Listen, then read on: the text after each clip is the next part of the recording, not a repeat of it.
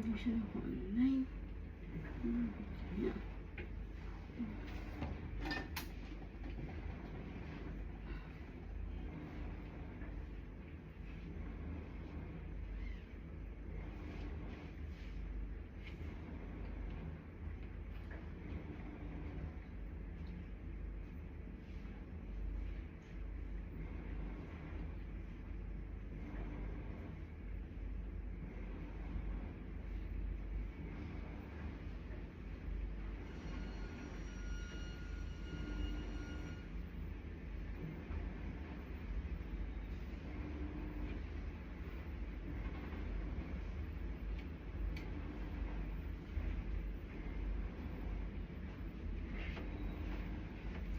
Hello, Nay. Kamusta na po kayo dyan?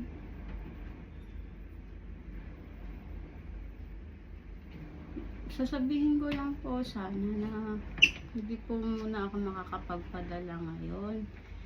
Kasi nga gusto ko sanang umuwi. Kaya nag-iipon ako pampakuan ng ticket ko, pambayad ng ticket ko. Okay lang ba yun, Nay?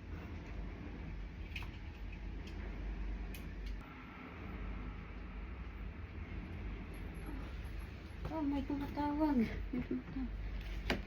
Oh, yung anak ko tumatawag. Oh, hello anak. Kumusta ka na dyan?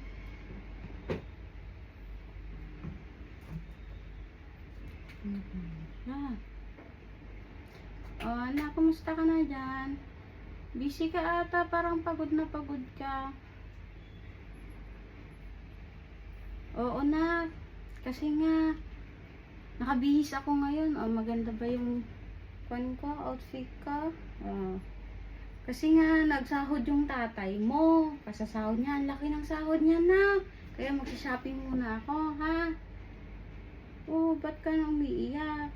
Miss na ka din namin. Oh. Tama na, anak. Oo, okay lang, anak. Huwag ka muna magpadala.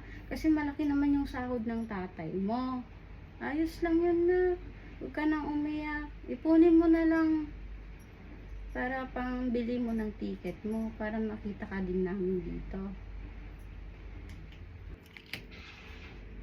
Talaga ba, Nay? Malaki yung sahod ni tatay sa pagko-kontraktor? Oh, hindi. Mabuti. Baka pwede na siguro ako mag-stay dyan sa Pinas, Nay. Para sama-sama na tayo. Ang hirap kasi nang malayo sa inyo, Nay.